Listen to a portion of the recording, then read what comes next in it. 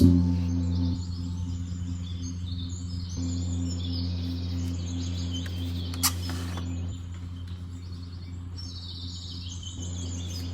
morning! For those who are going to join us now and later, today's workshops by Roxy is Sakura or Cherry Blossom. Hi Christy, I just learned how to do this on YouTube because, well, my mindset this quarantine season is you have to learn a new skill, learn something new, get thinner or get healthier, ganyan. Anyway, after one lesson, I got hooked. This is YouTube, so here I am sharing what I know. Anyways, usually your Sakura will be, hi Janelle, good morning. Your Sakura is a mixture of these shades of pink. If you're not full of color options, third, oh okay. If you're not full of color options, you can just choose one and wash it down with water. And if you wash it down with water, it will turn into white sooner or later. For today, my trusty rusty brushes are size 8 and size 6. And a third brush, this is a triangular brush. It can be, good morning, it can be anything. But I chose this one from all the brushes that I have just so I have a pointy edge. This is where I drop my darkest color from, the color red. Okay, for those who have been in the other tutorials I've done this week, pretty much I make use of tissue. So as you can tell, medyo luray-luray na. But since it's dry, pwede pa yan. And then I use cotton buds for accidents or if I want to lift water away from the painting. Okay, these are watercolors. They come from a set called Prima, but Prima Pastel Dreams. Prima is a brand that got rebranded. It is now Art Philosophy. Earlier, people asked me where I got these. I got them online, and I got them from another company in Las Piñas. The one I got online, since I have lots, wait, I might as well show you. The others, depende. You can pick them up, or I had one I picked up from, yan, I have plenty. I picked them up from Katipunan. As in, drive-by lang siya. I didn't even park anymore. The lady must have been a student and, you know, was working nearby or living nearby. So, anyway, Sakura. When I did this yesterday, I took the whole day. I took breaks because I wanted it to dry. So for those who are not aware yet, there is a technique called blotting and lifting, wherein you will paint first and then you will get a clean brush with water and wet it again. And then that same clean brush with water, you will dry on the tissue and then scrape or lift off excess paint from the paper. Okay, so let's try it. Okay, I don't know if you can tell, this paper has texture. There you are. Okay, some papers don't. This one is a Canson. Here, just to let you know. Share tayo. I bought this in National Bookstore. It is 200 GSM. Okay, and the brand, yan. So paper usually has a front and a back. The front is the one that has texture, and the back, I'll flip it, usually is smoother. Okay, hi Angelica, good morning. Okay, so we will use the side that has texture, of course. Other people have asked me before, so do you draw the whatever? Do you sketch first? No. I am one of the luckier ones. I am what people term intuitive. So I am an intuitive painter. I just paint wherever I like. Okay, let's begin. Let's begin. Sorry, I was just waiting for people to show up. So I would prefer using, let's start with this color. Okay, usually you will load your paintbrush with color. You do not mix in the pot. You mix on a mixing plate and then you add water. Okay, that's what mixing plates are for. Any mixing plate will do. If you have a ceramic bowl at home that you're not using, you steal it from your mom's kitchen.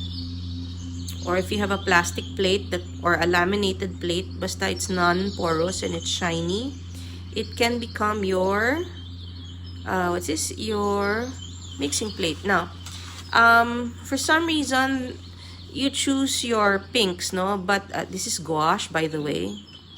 Gauche. This is very concentrated paint. If you water it down 10,000 times, it becomes watercolor. This is what I use for the middle portions, the pollen. Okay, so I'm putting it on this mixing plate so it's really handy and nearby.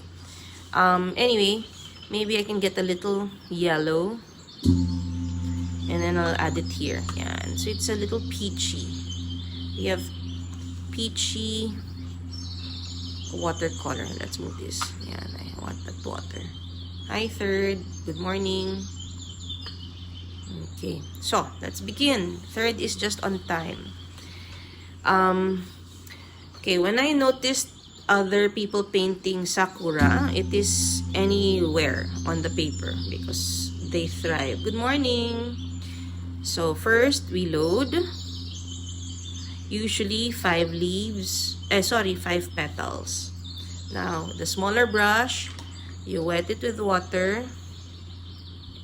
You can wet the painting with water and then you lift, you remove. So I'm blotting it with the tissue and I'm moving the paint. The center is a little whiter than the rest. Maganda na meron siyang outline. Let me see if I can make close up. No eh. Sorry naman. I'll make the other flowers. What's this? I'll make the other flowers bigger na lang after this one, okay? So the third paintbrush, I'm going to just I'm just going to dab into the red, just the tip. Okay, and while this petal is wet, I'm going to drop paint.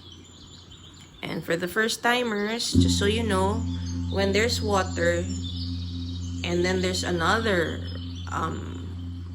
set or another location for the water tends to look for itself. Okay, so let's make a 5-petal flower. Hi Miles, welcome. Okay, so we will lift the color. The others, the other painters, they just paint really lightly, but so that they don't have to lift anymore. But I like lifting the paint from the paper because I get to push paint to the side. It suddenly looks like what's this? It looks like I did this. I dropped another color sa side. Okay, so I'm lifting. I'm cleaning the brush every time the brush leaves the camera. Okay, I'm trying not to let this one and this one touch. And then I will drop paint Okay, continuing, hoping for 5 petals. Sometimes I don't make hindi nakakalima, space constraint, or miscalculation. So some paintings will have 4, some flowers in the paintings will have 5, some pa nga konti pa doon. Okay. Maybe you can type in, are you also painting or you're just watching me? Is this a paint along or a watch party? Okay, type it in, let me know. Because sometimes if you're not painting along, I'll just go faster. Okay, this flower can only do 4 petals.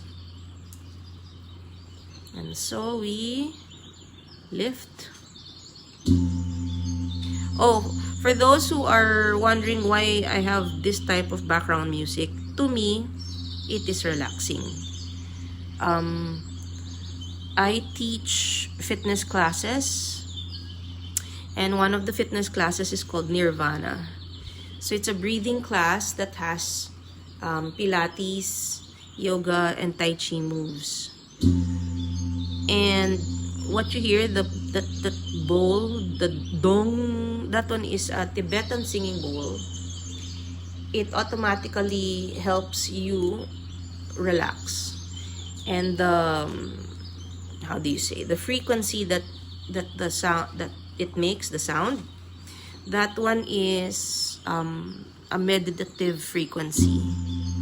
Okay, so I've fallen asleep watching my own paintings on YouTube because of this sound. So for those who are scared of meditating or don't know how to meditate, just listen to the sound of the Tibetan singing bowls. Okay, so far so good. I don't know if the petal, oh yeah, oh there you go, natamaan ko na yung papel. I was going to make the flower here, but sige, here na lang. See, happy accidents, and it's okay. Oops, I forgot to drop the red here. That's okay, because later it will get covered by the other parts of this flower.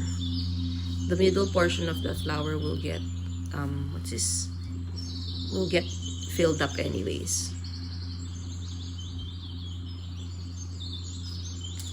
And I like the birds. The birds make it more what's this? Pleasant. Very trying to be natural. Because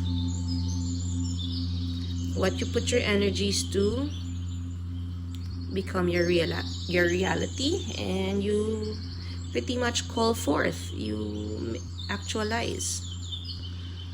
So, uy, kaya ng 5 to.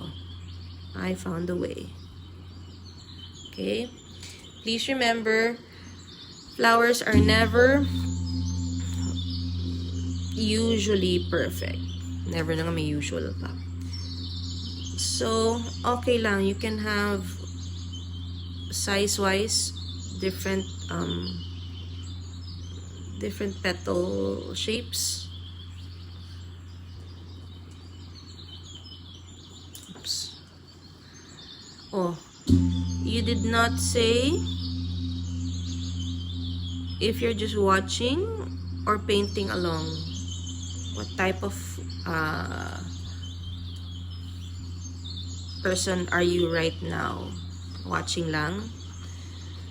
Okay, anyway, it gets prettier. That's the magic of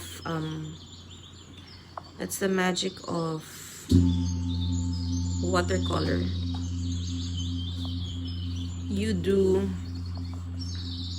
layers, and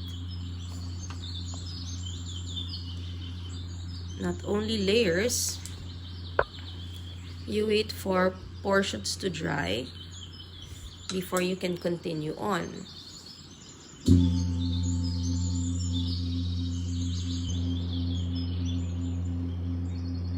And you start small so that if you need to go bigger, there's space to grow as against the opposite way. But, you know, you've maximized the space, alanganin na.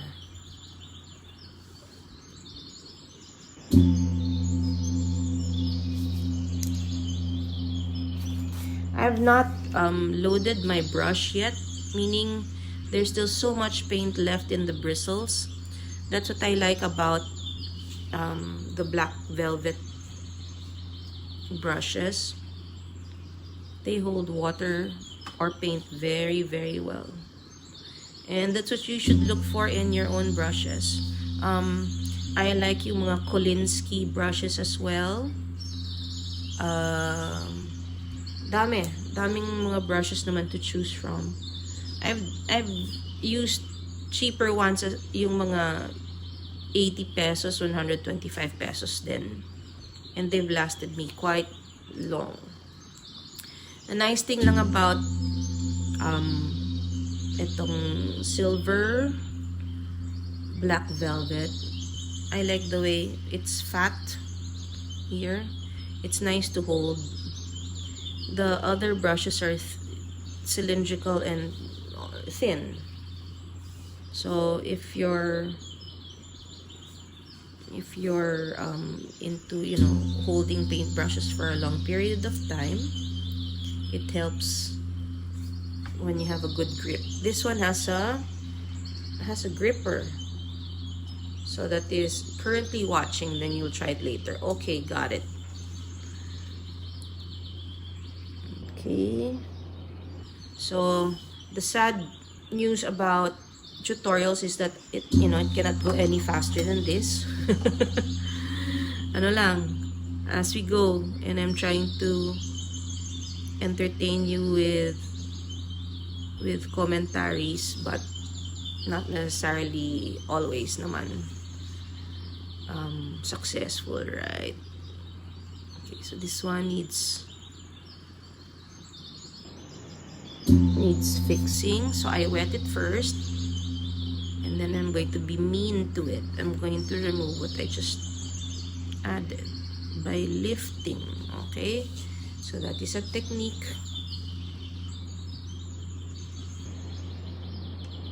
And then watercolor dries light, so you can keep adding while it's wet, so it becomes darker. So the idea is to place as many flowers as we can without boring you. And then at some point, it turns to something like this. Okay? You see those mga bulbs? I put also other bulbs here. Let's do those as well. Okay? So I'm going to cut this naman, not naman cut it short, but I'm not going to paint what I just showed you today, right now, because it's going to take long, and that's not the point, right? It's just, the point is to show you how to make the different leaves that we're doing. And malamang off cam, I'm going to keep painting this until it fills up. This type of lifting will take me the whole day with rest. It's not hard, it's just tedious, right? You've seen. Okay, so if I left this specific petal alone, actually if it were a little smaller, pwede na siyang ganito eh, or ganyan, no? But medyo malaki. So tutuloy ko. I will make this into a flower. Okay, hanap na lang tayo ng other location. Hoy, naku. Okay, so see that? It fell. What to do? Wet it. Blot it. If that doesn't work, and it did not, we will paint on top of it and make it into a flower. Okay. This one's bigger. Kasi ang laki ng mistake. Try and lift.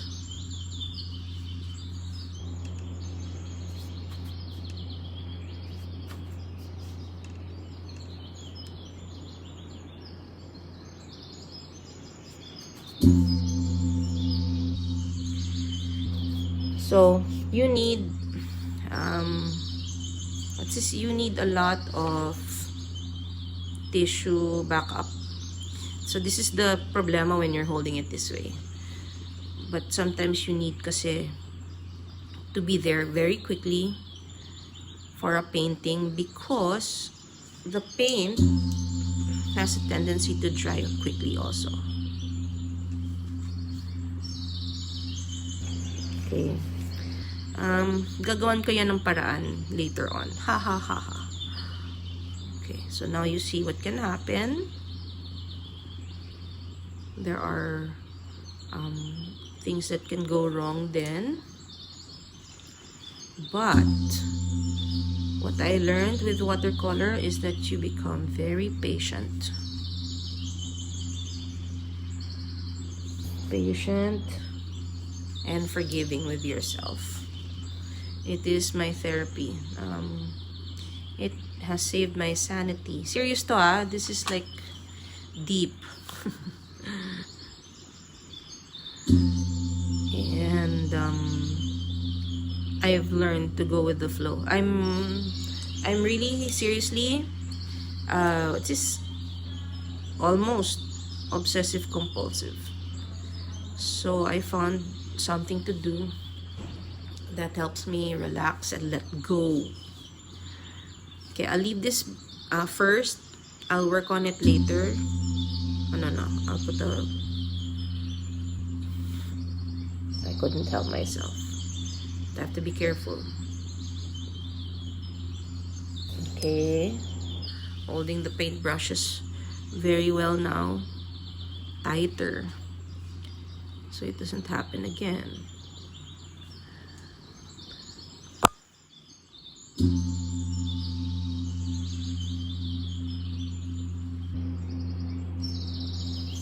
There. And then let's make bigger ones. I promised and I haven't fulfilled. So here.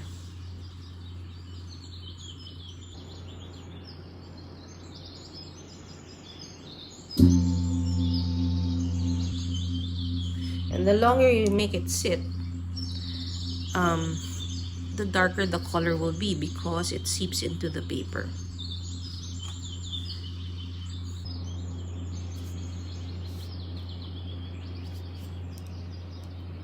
Holding the paintbrush as well.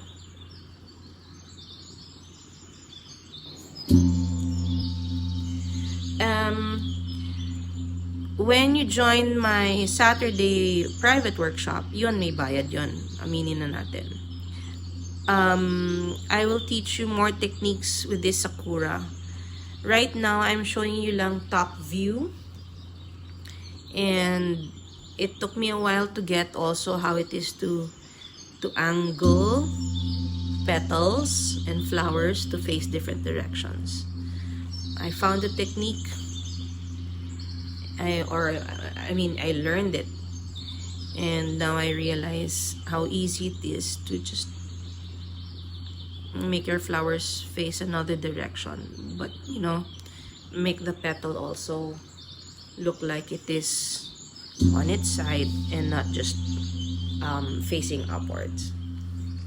It's actually easy, but just because, right? Anyway, I'm really hoping you guys are enjoying the free tutorials that I'm doing. There's of course more to be learned.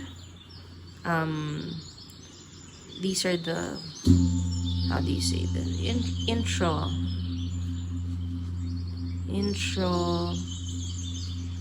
techniques, and there's more. Okay, so as you can tell, there's a routine, there's a pattern of doing things for these leaves specifically. And that's why, because it's routine, it lowers your guard it makes you more relaxed because you know what's coming next and you know what to do next. Parang bata lang yan sa preschool. Okay, I say that because I'm a preschool teacher and owner also. Hihi. Marami po tayong pinagkakaabalahan.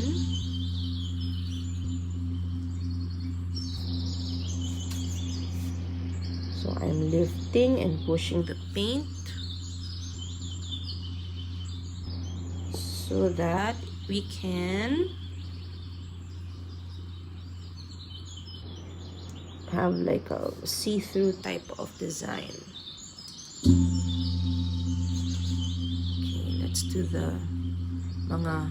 Hi Sally, welcome back. So let's do the little pods.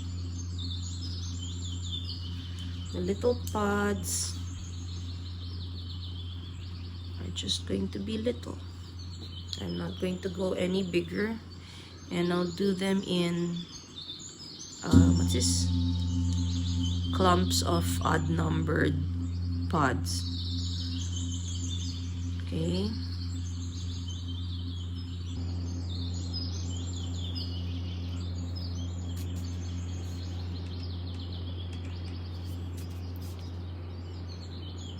So for those who still have not shared, this is a screen cap of this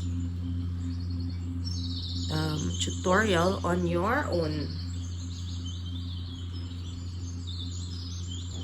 Facebook sites, and I'll give you freebies in Messenger. So friend me then on Messenger. I will send them to you within the day. Hindi ako busy. Okay, so remember, we will go odd. If not 3, then 5.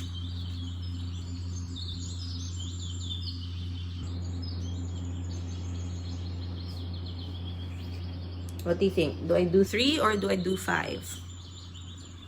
While I wait for the answer to that, I will continue with this one. Since this is a dry,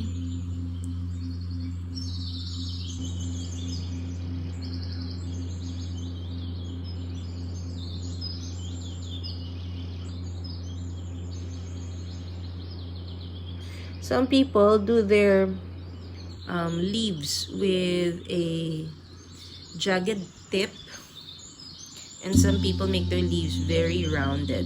Your call, how you want it. Actually, changing the leaves changes the flower. Mali. Changing the petal shape changes the flower. So, am I going to do 3 pods or 5 pods? Wala pang sumasagot.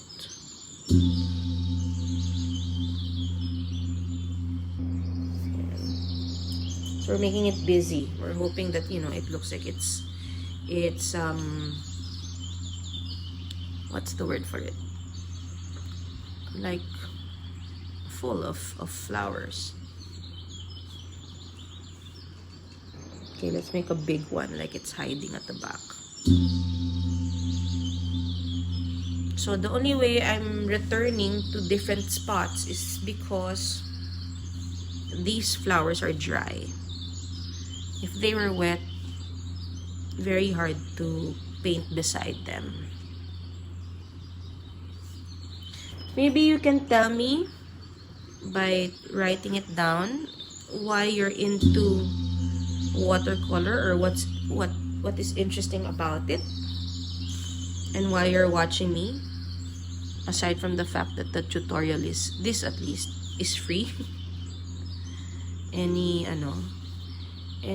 sharings?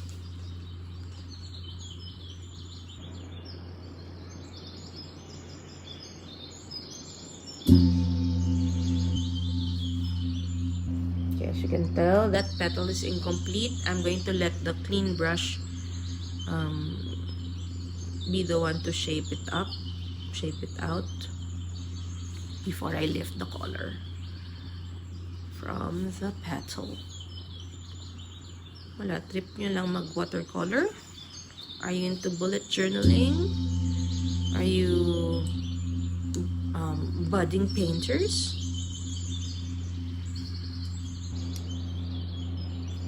Wow, this group is quiet. Don't be shy.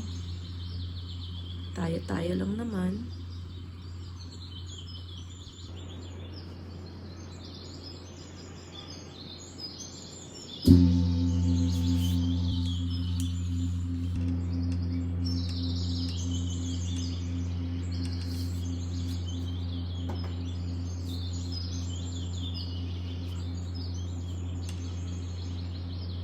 Come on.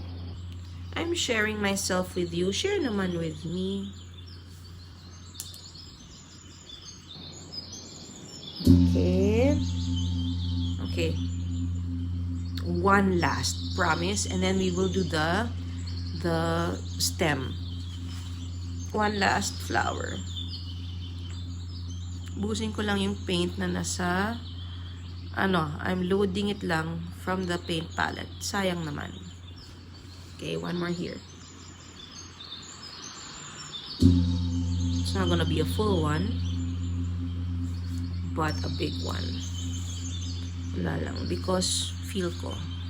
Okay, halata na tayo. We are going to bring the tissue close. Ayan.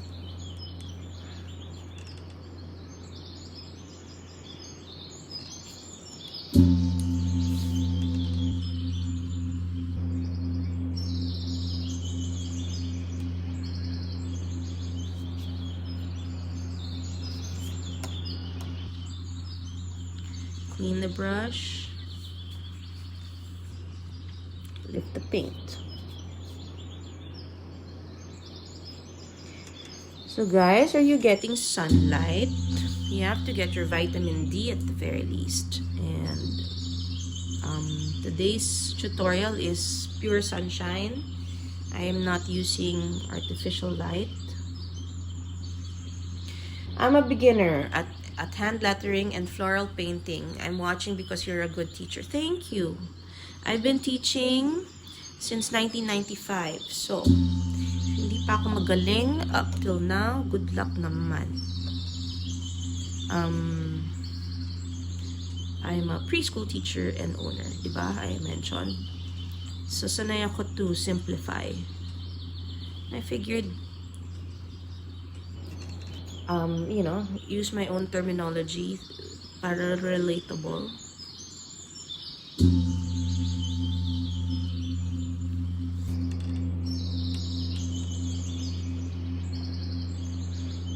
Okay, as I said, this will be the last flower. Then I'm going to do the what's this? The stem or the? It's not a trunk. It's a small branch. So fix first the floral shape and then lift and lift and lift, and then put the okay. So now I'm cleaning my brushes. And I'm going to pick a brown color. Your call as to what brown you want to use. Here, I found the brown. This is the...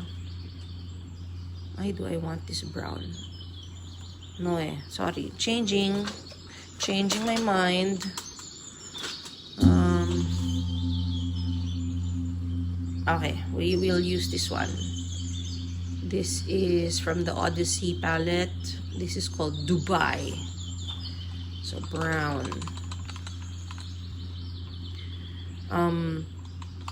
I will load it really well so it's very concentrated. Okay, for this one, we are going to come from the edge of the page, and I will work upwards. Wala lang. So from here, this is the time you can be pasmado. You can come up with thin, thorny sections.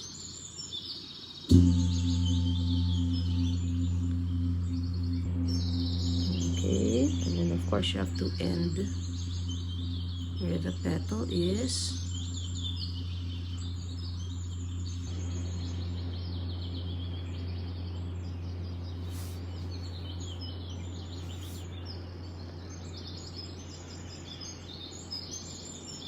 So for those who are hand lettering, I also have a brush lettering course. I also do dip pen calligraphy. Okay. And wala lang, if you're interested, because I teach.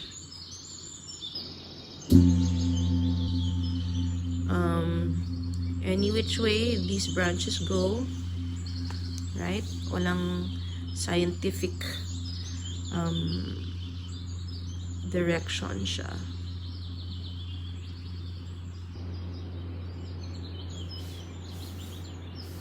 And then just imagine they're connected to each other, and you find a logical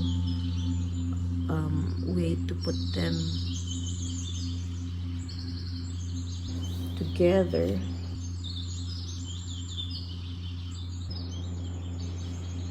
Surprise yourself. Where's this branch going? I don't know. But that's the fun of it. It surprises you na lang.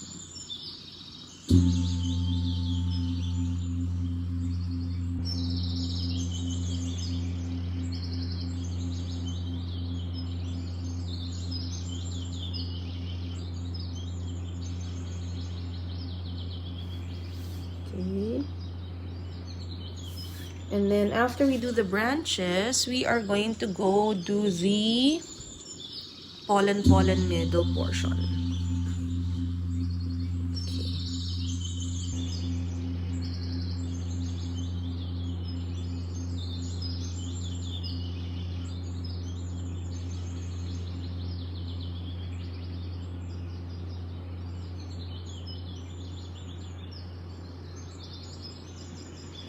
So I'm trying to use just excuse me, I'm just trying to use the tip of the paintbrush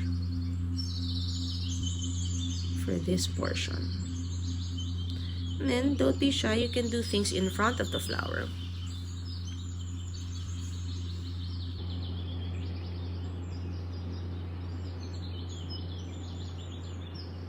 Because remember, not all branches naman are always at the back.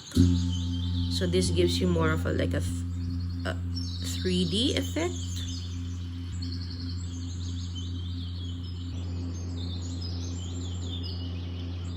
If you have questions, this is the time to do it.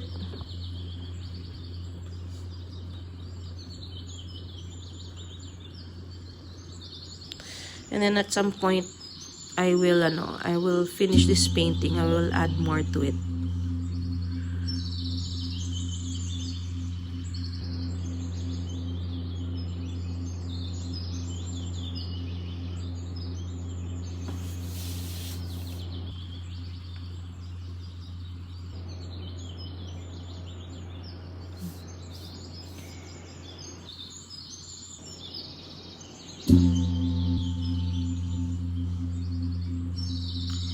I'm not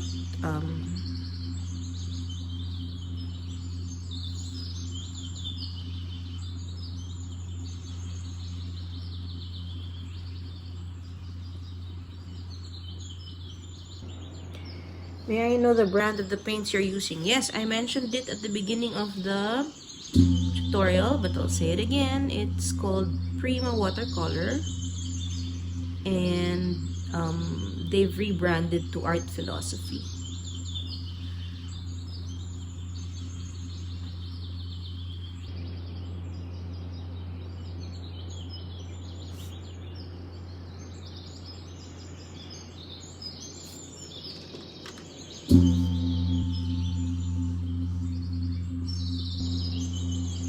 How to connect this? I don't know. Sige, from here.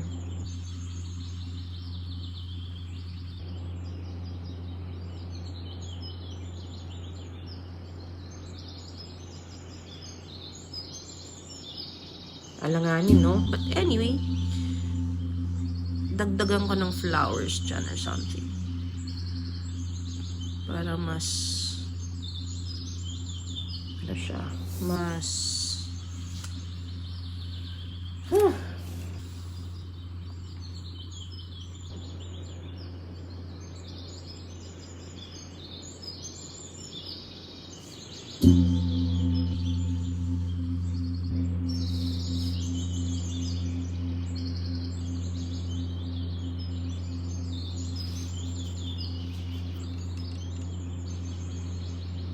and then if you lay down the brush, it will drop more paint onto the paper.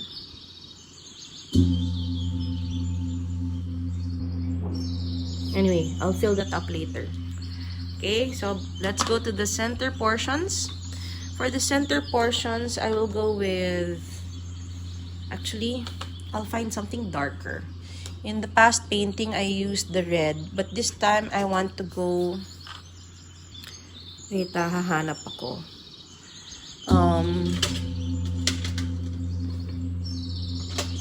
Like here, I'll try a foxberry from the woodland set. So the middle portion will have stamens.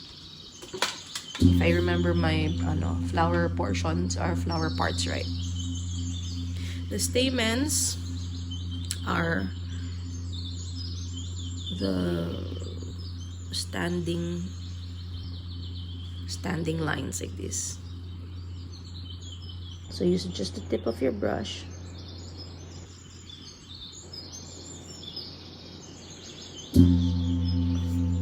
Maybe I should add more pure color because I want it very, very, very stark. There you go. Okay. Almost brown pa nga eh, the color that I chose. But it's a dark red.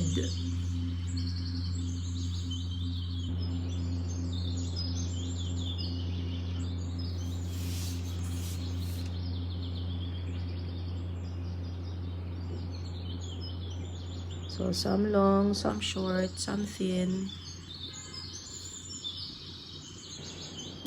All directions. Okay. Can you see?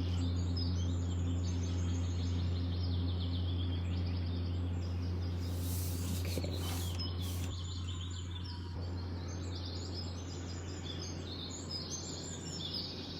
Oh, okay. For those who are asking, one like this, one palette is about 1,500. And if you're going to have it shipped to you, check na lang Lala Move. There's one that comes from Las Piñas. So from where I am, that's about 250.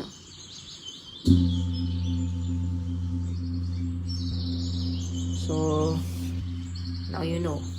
That's how expensive it can get. Now, I'm going back to the gouache. Still don't know how to pronounce it. But anyway, this is very concentrated paint. It is in between acrylic and watercolor. But acrylic is so permanent now. Once it's there, it's there. Watercolor, at least you can go transparent. So anyway, I'm getting a yellow and then later a golden rod. So these two, okay? First, the yellow. Since I worked on this side first, and I'm assuming it's dry, this is where I'll go. So I will put dots in the center for the pollen. Okay, if it mixes, it mixes with the stamens.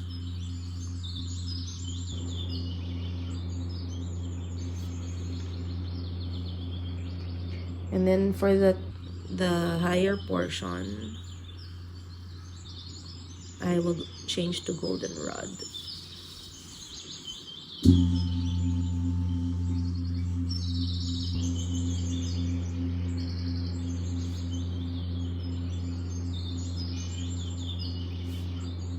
Magpasalamat kayo.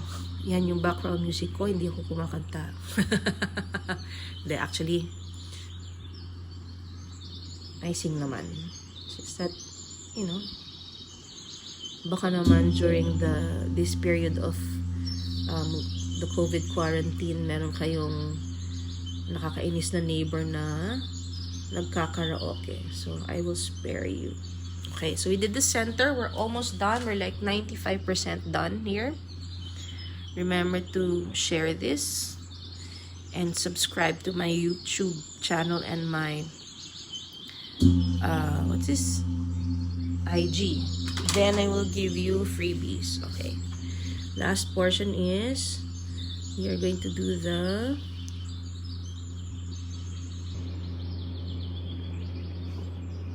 circular pollen application. If I were doing this slower, mas bilog po yung application ng pollen. Pero nagmamadali tayo para po I don't waste time.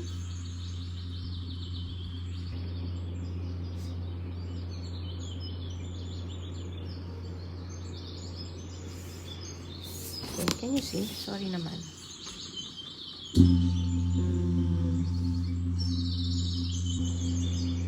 Almost there. I'd say 97%. Okay, just reloading the paint.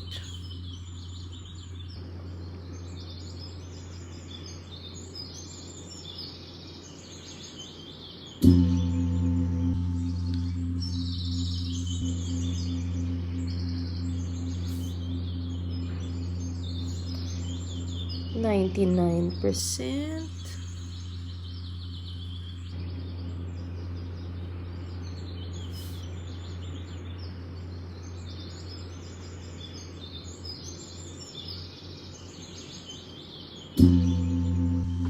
Ta-da!